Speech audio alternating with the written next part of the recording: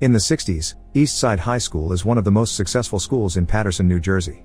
Joe is a teacher in this school, and his class adores him because he teaches important things with kindness but also fun competitions. One morning, his class is interrupted by fellow teacher Frank, who tells him they're holding a meeting of the union executive board without them. Furious, Joe bursts into the meeting and yells at everyone for not supporting his reform ideas and always giving up as soon as the local government asks them to keep things quiet. Tired of Joe's behavior, the board agrees to transfer him to another school. 20 years later, Eastside High has deteriorated to the point where it's called a cauldron of violence. The building itself has lost its shine, and the students don't know the meaning of good behavior. Bullying and violence are in every hall, they don't listen to teachers and even beat them up when they try to intervene, and illegal substances and arms are dealt as if they were candy.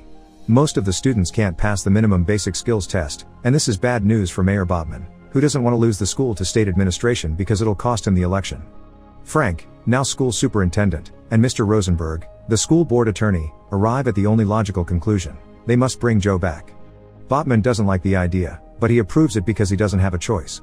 Frank and Rosenberg go to see Joe, offering the position of principal at Eastside, but Joe turns them down, explaining he knows the mayor only wants to save himself and not the kids. However, Frank gets him to change his mind by pointing out that Joe hasn't made a difference so far with all his crazy Joe routine and he shouldn't take that to his grave. The next day, Joe shows up at Eastside as the new principal. He holds a meeting with the other teachers and immediately puts his autocracy into play, saying he's the only one that speaks in his meetings. After asking for a list with the names of every student involved in criminal activities, he orders the custodian to clean the walls and make any student in detention help him. Mr. Darnell, the English teacher, is demoted to assistant of the football coach. There will be guards in the hallways to help them stop the violence, and all teachers must concentrate on getting the students ready for their next standardized test because the school needs 75% of approval, and last time they did less than 40. Next, Joe calls for a school assembly, where all the troublemakers from the list are put on stage. When Joe comes over, he bumps into Kanisha, who is happy to see him because he used to be her elementary school principal. Joe gets on the stage and asks for silence, but nobody pays attention to him, and the troublemakers laugh when he asks them to sing the school song. Seeing them as incorrigible, Joe decides to expel all the troublemakers, promising the rest of the kids that nobody will bother them anymore. Security takes all the students off the stage and this is enough to make everyone else calm down, especially when Joe tells them they could be next if they don't study hard. In the afternoon, Joe has a meeting with all the parents. Liana, the mother of one of the expelled kids, is furious about what happened, and many parents support her. But Joe doesn't give in and offers a speech about a few bad apples spoiling the entire basket. He explains he expelled 300 kids to save 2,700 and that he promised God he would save the school. This speech earns him the support of almost every parent, but Liana stays angry. The following day, Joe comes to school to find a kid waiting for him. Sams was expelled and now tries to tell Joe he made a mistake because he didn't do anything, but Joe knows he's lying and takes him to the roof with him. He calls Sams a coward for not telling his parents he was expelled and tells him consuming those illegal substances will kill him, so if he wants to die this badly, he should jump.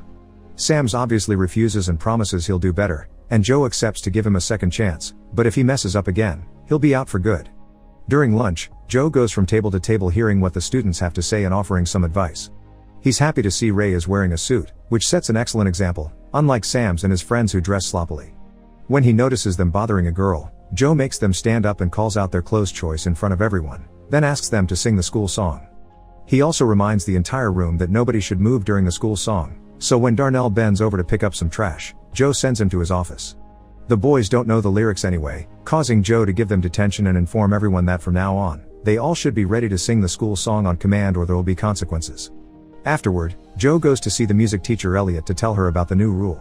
Elliot accepts it, but she'll teach the school song after they're done training for an incoming choir concert in New York. The kids are practicing Mozart, and Elliot would like their work to be respected. She calls out Joe, saying he doesn't like other adults standing up to him, and Joe reacts by firing her and canceling the concert so the students can concentrate on the incoming test. From now on, the pianist Mrs. Powers will be in charge of the music class. Afterward, during his meeting with Darnell, Joe gets called out again. Darnell thinks he's being treated as trash and wants the principal to remember these are his students as well. This ends up with Darnell getting suspended.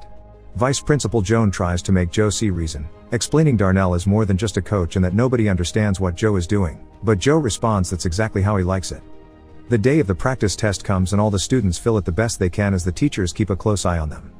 Joe doesn't want to wait long for the results, so he sends Joan to the school board to ask for the letter directly. One morning, the special presentation a student is doing for the local press is interrupted by an attack in the cafeteria. One of the expelled boys came back and is beating up Ray. He's also got a knife. Joe quickly catches him and wonders how he got in. Security tells him someone must have let him in from the inside. At that moment, Joe decides all school doors will be locked and chained. Sometime later, Joe finds Kanisha feeling upset. She's a smart girl, but her grades haven't been good since she lost a place to live because her mother doesn't want her. Determined to help, Joe takes Joan to see Kanisha's mother at her home. The mother explains she had Kanisha when she was a teenager, so she had to drop her normal life to work. Nowadays she's trying to get clean, but that puts her in an awful state of mind. That's why she thought it would be better to send Kanisha with child services, but she never stopped wanting her around or loving her. Joe promises to help her find a better job and a nicer place to live as long as she takes Kanisha back and helps her stay concentrated on her studies. The news of the chained doors reaches the newspapers, and Liana takes the chance to take the complaint to the school board. Frank scolds Joe for behaving this crazy, mentioning that Liana is organizing a group to remove him and the fire chief is on her side. He thinks Joe is alienating everyone like he did with his wife, so now he'll write an apology letter to Elliot and Darnell, because if Joe wants to be respected as an authority, he should start by respecting authority as well. Darnell is reinstated, but the problems aren't over yet. The fire chief shows up at the school with the press, so Joe gets him to leave while threatening him with a bat. Joan tries to express her concerns over this attitude, but as usual, she's ignored. To Joe's disappointment, the next time he sees Ray is when the boy comes to say goodbye because he can't stay in this school anymore. Later, Joe finds Sam's and his friends goofing around in the bathroom. He makes them sing the school song and is shocked to hear a beautiful rendition done in the style of a church choir. The boys admit it was Powers that taught them this, so Joe goes to see her to congratulate her and ask her to teach everyone this version of the song from now on. The results of the practice test arrive and Joe is disappointed to see they only scored 33%. He calls all the teachers to the gym and tells them their inefficiency is to blame for these poor results, so they have to work harder.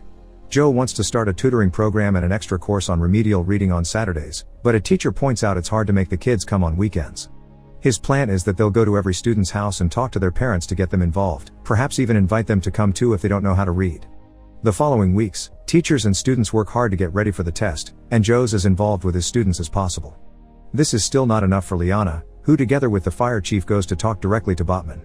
Frank and Rosenberg try to defend Joe, but Botman kicks them out of the meeting and reaches an agreement with Liana so she doesn't convince the town not to vote for him. Botman will get Joe fired, and Liana will gather people's support for his campaign. Later in the bathroom, Botman tells the fire chief that they'll arrest Joe for the illegal chains after the test, unaware that Rosenberg is in one of the stalls and hears everything. Rosenberg informs Frank of this and they go to warn Joe, who quickly comes up with a plan. When the security guards see the chief coming, they'll call code 10 through the walkie-talkies and the teachers can temporarily remove the chains. Afterward, Joan tries to talk to Joe about the progress of their reading program, but he tells her he's too busy to look into it now and that his vice principal should do things without needing him all the time. At the end of the day, Joan asks Joe for a transfer, explaining how frustrating it is to work with him. She calls him an egomaniacal windbag that whips people who can't fight back and points out half the staff feels the same way, they just haven't walked out yet because they care about the kids. Joan, however, has had enough of his lack of respect and support for the teachers, so she wants out.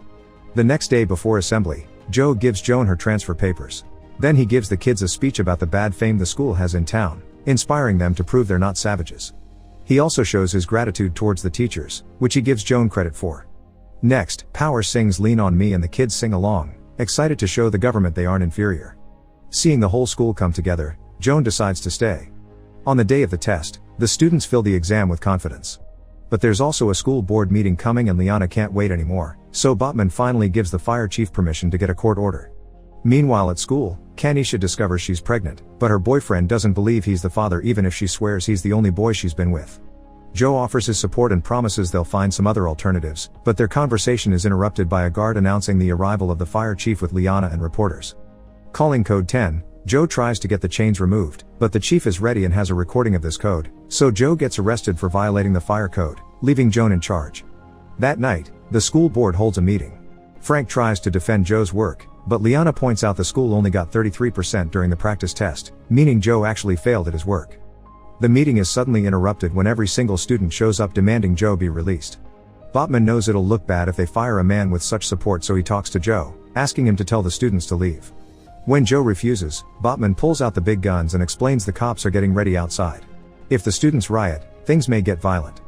Joe accepts to talk to them, but only for the sake of their safety, not because he thinks they're doing anything wrong.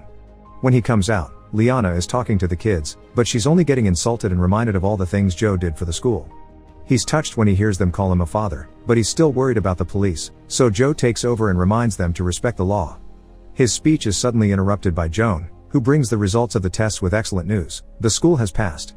As everyone celebrates, Joe tells Botman that he and the state can go to hell. Joe gets to keep his job, and the students end the night singing the school song.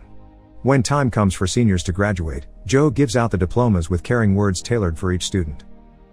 Make sure to subscribe and turn on notifications so you can watch more videos like this. Thanks for watching.